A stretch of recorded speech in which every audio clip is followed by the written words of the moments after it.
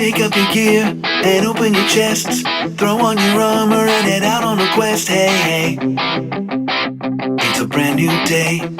In between events, Liar's Night and Feast of the Moon, it's high time to shed some light on a very special bond between two champions, Kent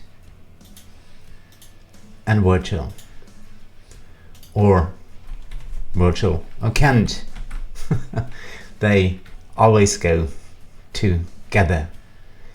Kent was a featured champion during Liar's Night, and Virgil will take the stage in Feast of the Moon as a featured champion. But who is Kent, really? His full name is Kentucky Kent Jones, and he's an archaeologist. But there's more, much more. Take a seat, grab a coffee. Cheers, everyone.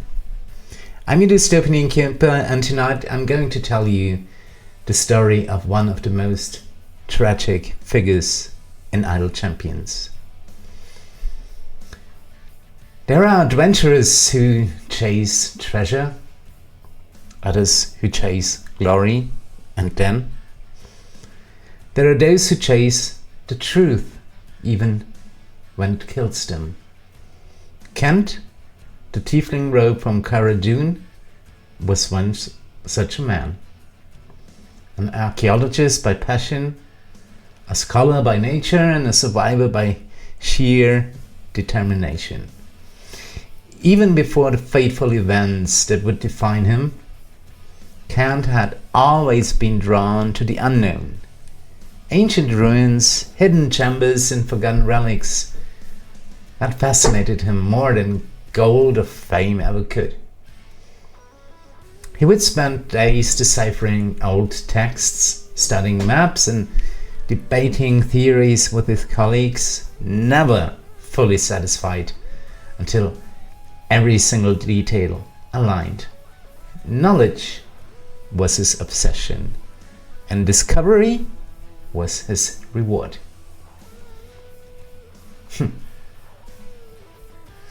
But the pursuit of truth is seldom without cost. In the ruins of an ancient temple dedicated to Talona, the Lady of Poison, Kent's team faced deadly traps and monsters. One by one, they were claimed, while Kent spent months navigating the temple's deadly halls, often alone, relying on his wit, skill, and his sheer stubbornness to survive. The silence of those halls was absolute,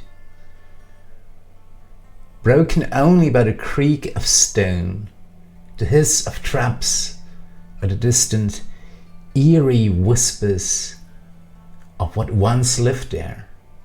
It was a solitude that would leave its mark forever. When Kent finally emerged, he appeared unchanged. He appeared unchanged. Charming, confident, witty. Yet, behind his eyes lingered the silence of the dead.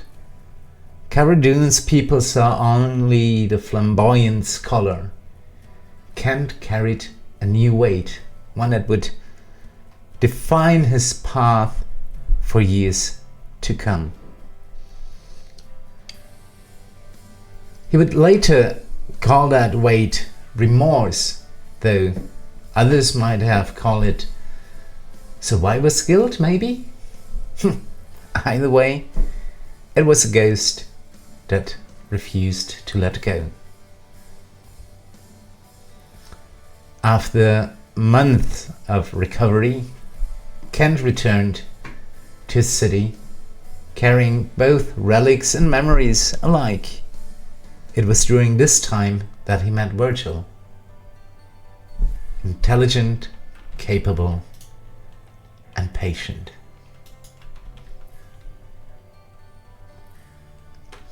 Kent was drawn to Virgil's quiet steadiness, the kind of calm presence that contrasted sharply with Kent's own restless energy.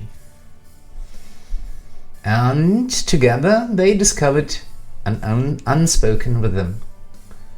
Kent's daring moves balanced by Virgil's patience. Kent's clever wit complemented by Virgil's careful observation. Their friendship, which would eventually evolve into the partnership known among the rivals of Waterdeep, it was born from mutual understanding as much as from circumstance. And yet, Kent's true rival had always been himself. In the world of Dungeons and Dragons, redemption rarely comes through penance. It comes through adventure, through doing what you know best, but differently this time, more carefully, more consciously. Kent continued to seek out ruins, crypts, and forgotten sites, always wary of repeating the mistakes of the past. He would examine traps with meticulous care, study inscriptions in minute detail, and cautiously explore corridors that once would have tempted reckless curiosity. The month spent in the temple had transformed not only his skill set, but his approach to risk and mortality. His fascination with death took on an almost academic tone, though in truth it was deeply personal. He began collecting what he called tokens of the departed, small remnants of soul, trinkets of those who had fallen. It was his way of preserving memory, of giving shape to what might otherwise have had faded. And in the mechanics of idle champions of the Forgotten Realms, that fascination manifests literally. His ability, Tokens of the Departed, draws power from the fallen bosses, turning memory into strength, the token of the departed.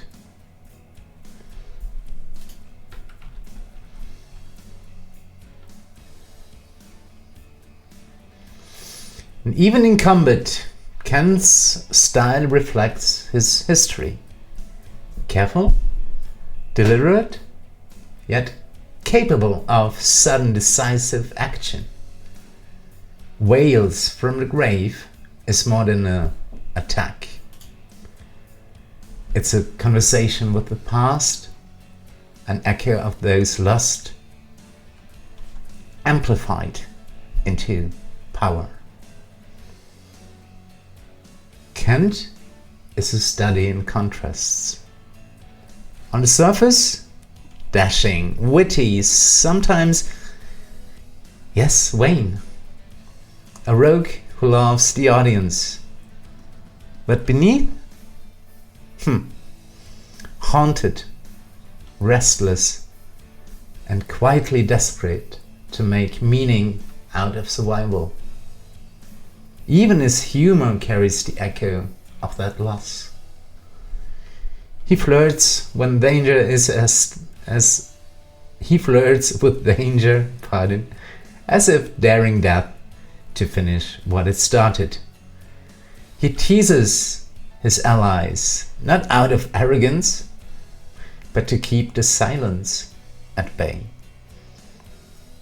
And when he fights, it's never for vengeance, it's for understanding.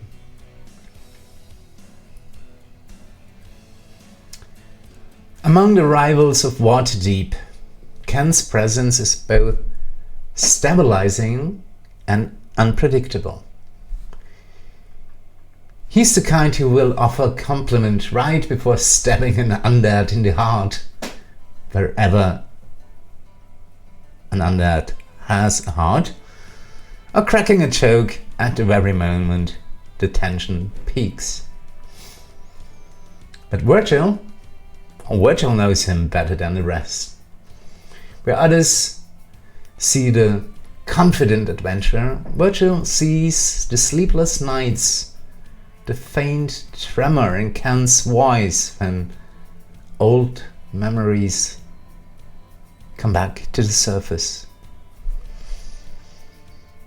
In the Rivals of Waterdeep, that relationship is more than companionship. It's equilibrium. Kent burns bright. Virgil grounds him with patience. And when one falters, the other steadies the flame. And it's this bond what makes Ken's story more than a tragedy. It's what lifts him from mere survival to purpose. Some say he was cursed by Talona. Others claim he was spared for some unknown reason. Kent himself would probably laugh and say, well, maybe the goddess just enjoys good company. But if you look closer, you'll notice how even his abilities reflect the themes of mortality and memory. Every boss defeated, every token collected, every spectral wail from the grave is not just game mechanics and idle champions. It's a reflection of the man himself. Ken's presence on the battlefield is a reminder that the past never truly stays buried. Every attack, every ability, every whisper of spectral energy in the game's design mirrors the same truth. Kent carries his ghost with elegance. Idle Champions has always been a strange meeting ground, in a very positive way, where lore, myth, and computer code intertwine. And Ken stands as one of its most quietly profound examples. He's not a hero by destiny, nor a villain seeking redemption. Oh no. He's simply a man who made it out when others did not. And he has been trying to justify that ever since. What makes him compelling isn't the trauma itself, but how he wears it. Kent refuses to become bitter. Kent laughs. He dresses well. Well, sometimes he's even a bit vain.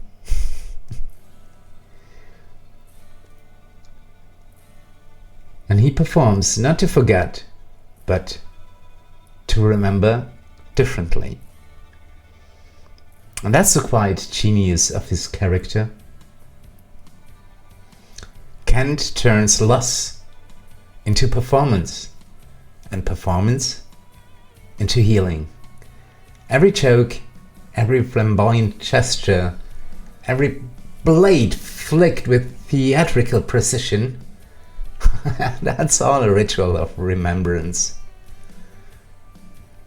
So when you see Kent in Idle Champions, you might just see another Tiefling rogue with spectral flair. But when you listen, really listen to what his story implies, you find the echo of something older, more human in a tiefling. A scholar's mind burdened by ghosts. A man trying to prove that knowledge is worth the price it exacts. And perhaps, beneath it all, someone who has learned that even the dead deserve to be part of the story. That, in essence, is Kent. Not a hero, barely a survivor, and a historian of the dead, still writing his own chapter, one careful dig at a time. And so, as we leave his story for now, one question lingers. When knowledge takes everything from you, is it still worth seeking? For Kent, the answer was and always will be yes. Because the past, however painful, deserves to be known. In the next Deep Lore, we'll follow the same thread into the skies with Virgil and into the quiet storm that binds them both. But that, as always, is a story for another night at the Dystopian Inn. In the meantime, as always, everyone have fun. I'll see you soon. Goodbye, everyone. Goodbye. Pick up your gear and open your chests. Throw on your armor and head out on a quest. Hey, hey. It's a brand new day.